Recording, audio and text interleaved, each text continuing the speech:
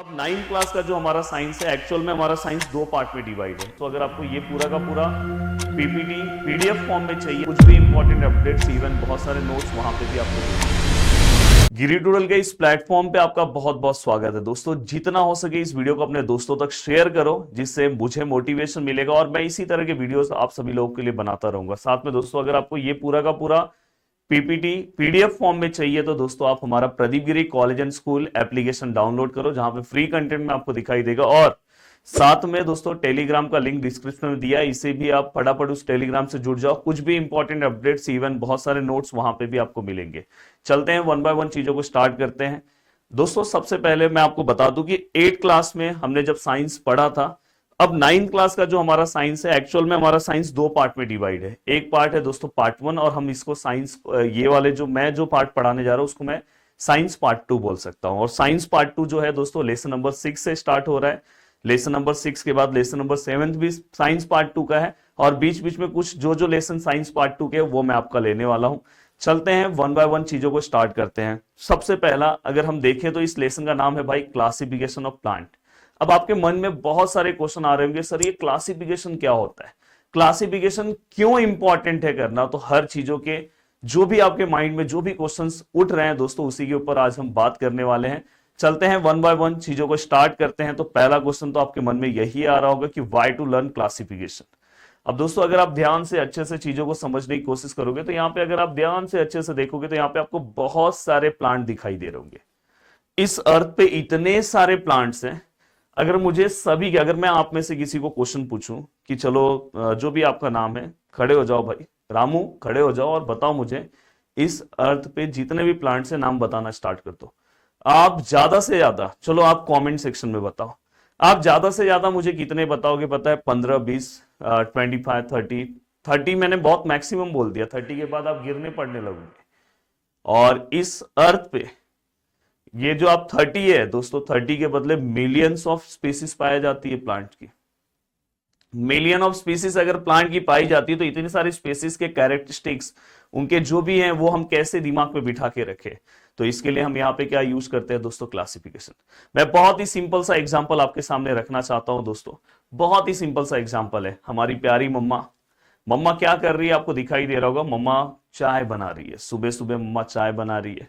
और मम्मा क्या कर रही है पता है? हम जैसे प्यारे को मम्मा कहां भेज रही है? बोल रही है बेटा जा बाजू वाले दुकान से, बाजू वाले शॉप से बिस्किट लेकर आ, मैं चाय बना रही हूं और हम लोग बिस्किट और चाय मस्त सुबह का मजा आ जाएगा आज।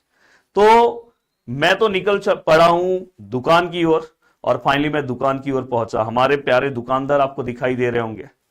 मिस्टेक ये हो जाता है, गलती ये हो जाती है कि दुकानदार, अगर देखो इनके दुकान में अगर मैं चीजें देखूंगा तो इनके दुकान में सभी चीजें देखो प्रॉपर फॉर्म में यहाँ पे रखी गई है, सब कुछ प्रॉपर फॉर्म में। मैंने इनको बोला कि अंकल जी पार्ले बिस्किट दे दो, तो ये अंकल जी क्या करेंगे? पार्ले बिस्किट तुरंत मुझे दे देंगे और मैं तुरंत लेकर आऊंगा मम्मा के पास, और फिर हम सुबह सुबह मस्त अपना ब्रेकफास्ट करेंगे। अब यहाँ पे बात ये आती है, अगर यही अंकल जी ने पार्ले जी ऐसे कंपार्टमेंट में नहीं रखा होता तो प्रॉब्लम क्या हो जाता दोस्तों? अंकल जी ढूंढते रहते, अंकल जी छोटा पार्ले जी देते। मैं बोलता नहीं नहीं, मेरी मम्मी ने बोला है कि बड़ा वाला पार्ले जी लेकर आने के लिए, क्योंकि हमारे घर पे ज्यादा लोग हैं। तो दोस्तों इसलिए मैं आपको बोलना चाहता हूं कि क्लासिफिकेशन बहुत इंपॉर्टेंट है। क्लासिफिकेशन चलो मैं तो पढ़ाने वाला हूं, पर क्लासिफिकेशन का क्या क्या इंपॉर्टेंस हो सकता है? एक तो यह है कि कन्वीनियंट होता है स्टडी के लिए। दूसरा क्या होगा? टाइम सेविंग करता है, टाइम भी बचा, मेरा भी टाइम बचा ये। अदरवाइज मैं दुकानदार के यहाँ खड़े रहता है ऐसे, भाई कुछ दे दो, भाई कुछ दे दो, दुकानदार ढूंढ रहा है, और घर पे जाते ही मम्मी धड़ाधड़ देना स्टार्ट करती। मम्मी को क्या लगा रहेगा कि मैं किसी से बात कर रहा हूँ, घूम रहा हूँ, मेरे दोस्तों के साथ खेलने नीचे रुक गया, और गलती क्या थी? दुकानदार की। तो इसलिए हर चीज में क्लासिफिकेशन बहुत इंपॉर्टेंट होता है आपका, फॉर कन्वीनियंट फॉर स्टडी, और दूसरा है टाइम सेविंग। और ऐसे भी इसके बहुत सारे इंपॉर्टेंस है। अब सबसे ज्यादा इंपॉर्टेंट ये है कि हम क्लासिफिकेशन कौन से बेसिस पे करते हैं, कौन से criteria, what are the criteria. अब यहाँ पे हम कौन कौन से क्राइटेरिया को हम कंसिडर करते हैं फॉर क्लासिफिकेशन। जैसे अगर मैं बात करूं, ये दुकानदार कौन से क्राइटेरिया को यूज करता है। अगर आप बहुत ही सिंपल सा एग्जांपल लेते हो दोस्तों, तो अगर आप दुकानदार के कंपार्टमेंट में आज सभी लोग जाना, आज आपके आजू बाजू जहां पे भी दुकान है वहां पे आप पहुंच जाना, अगर आप देखोगे तो उनका बिस्किट का जो कंपार्टमेंट वो एक साइड रहेगा, नमकीन का जो कंपार्टमेंट है वो एक साइड रहेगा, सोप का कंपार्टमेंट एक साइड रहेगा, ऑयल का कंपार्टमेंट एक साइड रहेगा। रीजन क्या है? रीजन ये है कि ऑयल की अपने खुद की कैरेक्टरिस्टिक्स है, बाद में बिस्किट का अपना खुद का कैरेक्टरिस्टिक है, मतलब जो एक साथ दिखाई दे रहा है वो सब एक साइड। जैसे हम अपने स्कूल की बात करें, नाइन्थ का स्टूडेंट नाइन्थ की क्लास में बैठता है, ऐसा है क्या सेवेंथ वाला आके नाइन्थ में बैठेगा? पॉसिबल है? नहीं, क्योंकि नाइन्थ वालों का सिलेबस उनके अकॉर्डिंग है, सेवेंथ वालों का सिलेबस उनके अकॉर्डिंग है, तो इसलिए क्लासिफिकेशन बहुत ज्यादा इंपॉर्टेंट होता है। अब तो आपको एक बेसिक टर्म ये पता चल गया होगा क्लासिफिकेशन क्यों इंपॉर्टेंट है। अब बहुत सारे साइंटिस्ट आए, आपने अगर देखा होगा, आपने 8 क्लास के बारे में थोड़ा बहुत अगर आपको याद होगा, तो बहुत सारे साइंटिस्ट ने अलग अलग पार्ट्स में क्लासिफिकेशन किया लिविंग ऑर्गेनिज्म को। फॉर फाइनली जो मेन साइंटिस्ट है जिनकी बातों को हम रखते हैं, हम उनकी बातों को अपने दिमाग में रखते हैं, इवन उनकी बातें चलती है, तो फाइनल जो है 1969 में अगर आप ध्यान से देखोगे, जिनका नाम है रॉबर्ट विटेकर, उन्होंने लिविंग ऑर्गेनिज्म को 5 किंगडम सिस्टम में, देखो अगर आप देख सकते हैं यहाँ पे स्क्रीन पे दिखाई दे, उन्होंने लिविंग ऑर्गेनिज्म को 5 किंगडम सिस्टम में डिवाइड किया।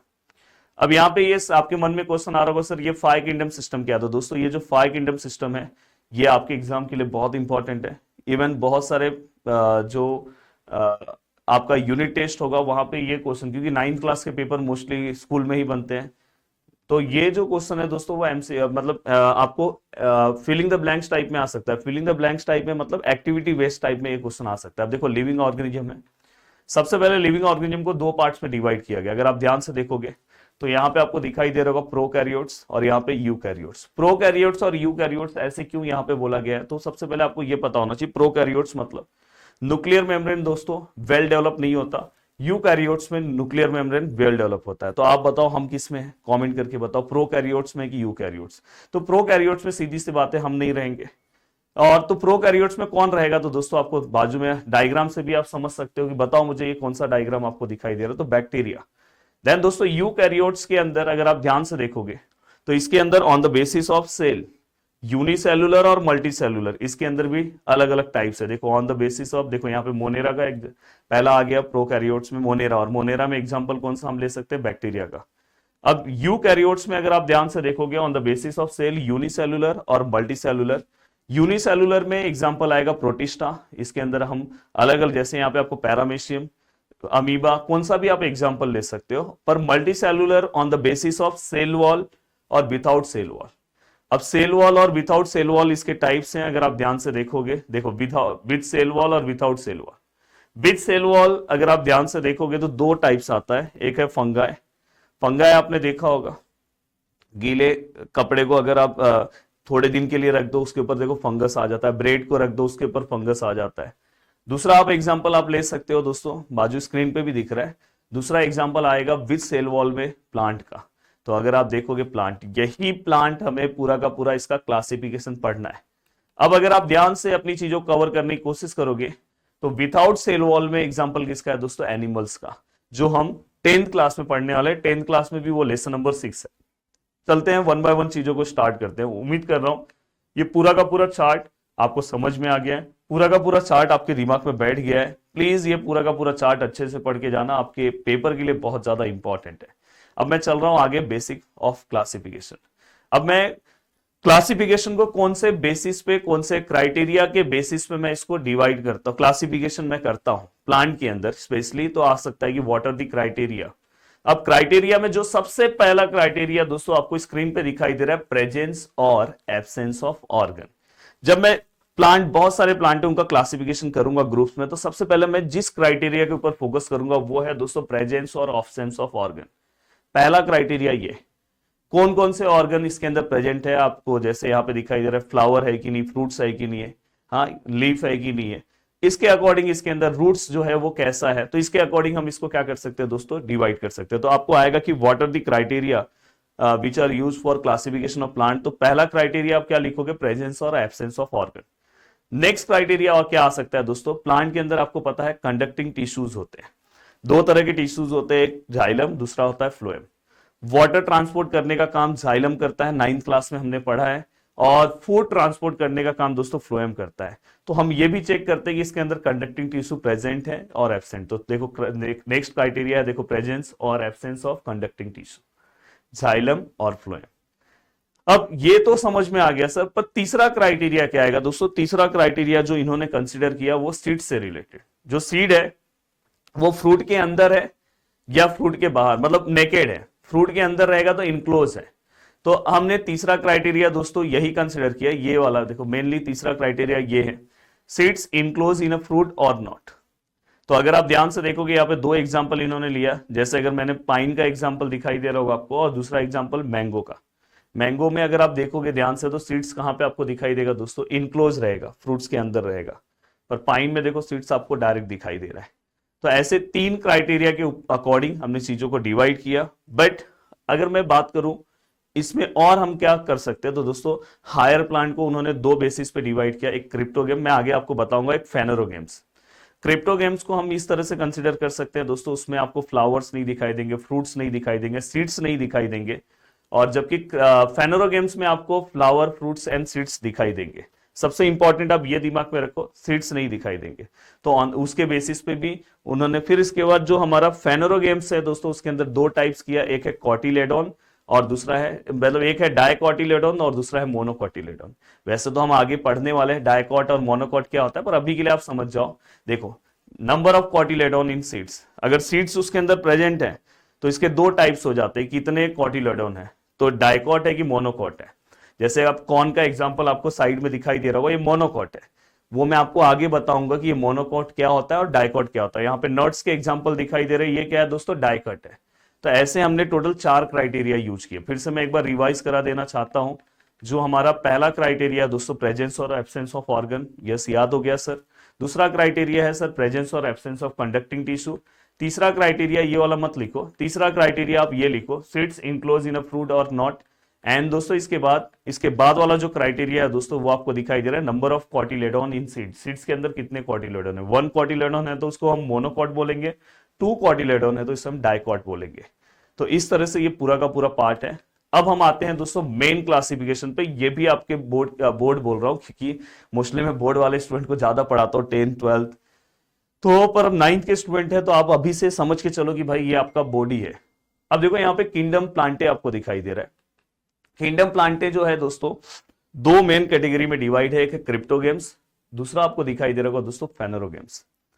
आप अपने दिमाग में अभी से बिठा के रखो, क्रिप्टोगेम्स में आपको फ्लावर्स, फ्रूट्स और सीड्स नहीं दिखाई देंगे, ये चीज का ध्यान रखना। इनडायरेक्टली आप सीड्स इसमें एब्सेंट रहेगा, इसमें सीड्स प्रेजेंट रहेगा। इसके अंदर फेनोरोगेम्स में आपको फ्लावर, फ्रूट्स एंड सीड्स आपको दिखाई देंगे। अब इसके अंदर सीड्स एब्सेंट है तो सर रिप्रोडक्शन कैसे होगा? तो दोस्तों क्रिप्टोगेम्स में इसलिए रिप्रोडक्शन स्पोर के थ्रू होता है, वो भी मैं आपको आगे पढ़ाऊंगा, स्पोर भी बताऊंगा क्या होता है। यहां पे अगर आप देखोगे तो यहाँ पे स्पेशल पार्ट्स होते हैं, जैसे आप यहाँ पे फ्लावर, फ्रूट्स रहेंगे तो यहाँ पे दिक्कत नहीं है। अब क्रिप्टोगेम्स के अंदर 3 टाइप्स है। पहले हम थैलोफाइटा पढ़ेंगे, देखो आपको दिखाई दे रहा होगा, पहला थैलोफाइटा, दूसरा है ब्रायोफाइटा और तीसरा है टेरिडोफाइटा। तो ऐसे फाइटा फाइटा फाइटा, फाइट नहीं दोस्तों, थैलोफाइटा, ब्रायोफाइटा, टेरिडोफाइटा, इस तरह से आप 2-3 बार बोलोगे तो आपके दिमाग में स्पेलिंग बैठ जाएगी। नाम से ही इतना डेंजर दिख रहा है, और हर एक का आपके एग्जाम के लिए बस 4 कैरेक्टरिस्टिक आपके दिमाग में बिठाना है। वो कैसे आपको याद कराना है उसकी रिस्पॉन्सिबिलिटी मेरी है, बट आपको ये सब चीजें बहुत अच्छे से कवर कर लेना है। अब फेनोरोगेम्स में अगर मैं बात करूं तो फेनोरोगेम्स में सबसे पहले इसको 2 पार्ट्स में हम डिवाइड करते हैं, एक है जिम्नोस्पर्म, दूसरा है एंजियोस्पर्म। तो अगर आप ध्यान से देखोगे, देखो जिम्नोस्पर्म और दूसरा है एंजियोस्पर्म। जिम्नोस्पर्म और एंजियोस्पर्म, जिम्नोस्पर्म मतलब यहाँ पे हमें सीड्स जो है वो नेकेड हमारे आई से डायरेक्ट दिखाई देगा, यहाँ पे जो सीड्स है वो इनक्लोज है, मैंने बोला था on the basis of seeds. अब जिम्नोस्पर्म के 2 टाइप्स है, जो अभी मैंने थोड़ी देर पहले बोला था, डाइकॉट और मोनोकॉट। अगर 1 कॉटिलेडोन होगा तो मोनोकॉट, 2 कॉटिलेडोन होगा तो डाइकॉट। तो अगर आप ध्यान से देखोगे तो देखो यहाँ पे आपको दिखाई दे रहा होगा, देखो डाइकॉट आपको दिखाई दे रहा होगा, डाइकॉट, और दूसरा कौन दिख रहा है? मोनोकॉट। तो डाइकॉटिलेडोन और मोनोकॉटिलेडोन, तो ये सबसे इंपॉर्टेंट आपका फ्लो चार्ट है, आपको पता होना चाहिए। अब थोड़ी बहुत चीजें जो लिखी गई है, जो हमारे यहाँ पे आपको दिखाई दे रहे होंगे, इतने बड़े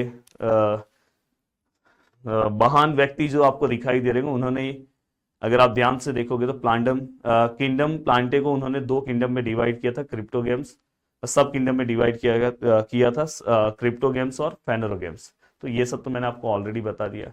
क्रिप्टो गेम्स का मतलब क्या होता है ये ऑलरेडी हम आगे पढ़ेंगे, पर ये क्रिप्टो गेम्स इन शॉर्ट आप समझ सकते हो, वो जो मैंने आपको ऑलरेडी बता दिया है कि plant that do not produce a flower और seeds and reproduction using spore formation. तो रिप्रोडक्शन किसके थ्रू होगा दोस्तों? स्पोर फॉर्मेशन के थ्रू। तो ये बस आपको पता होना चाहिए। देन इसके बाद दोस्तों फेनोरो गेम्स में मैंने क्या बोला है कि वहां पे अगर आप ध्यान से देखोगे तो इसमें सीड्स प्रेजेंट होते हैं, आप बस इतना याद रखो। बाद में सीड्स के बेसिक्स में इसमें दो टाइप्स होते हैं, डाइकोटिलेडोन और मोनोकोटिलेडोन। और इसी के साथ बहुत ही अच्छे तरीके से हमने ये पूरा का पूरा पार्ट कंप्लीट कर दिया। आगे यहाँ पे हमने क्लासिफिकेशन ऑफ किंगडम प्लांटे हमने कवर किया। अब आगे हम वन बाय वन, तो सबसे पहला एक लेक्चर आएगा जिसमें हम क्रिप्टो गेम्स के पूरे टाइप्स कवर कर देंगे, और एक लेक्चर आएगा जिसमें हम फेनरो गेम्स कर देंगे। तो जिससे आपका ये पूरा का पूरा जो पार्ट है, पूरा का पूरा जो चैप्टर्स है दोस्तों, वो कंप्लीट हो जाएगा। मिलते हैं दोस्तों नेक्स्ट वीडियो में। बाय बाय, टेक केयर, जय हिंद।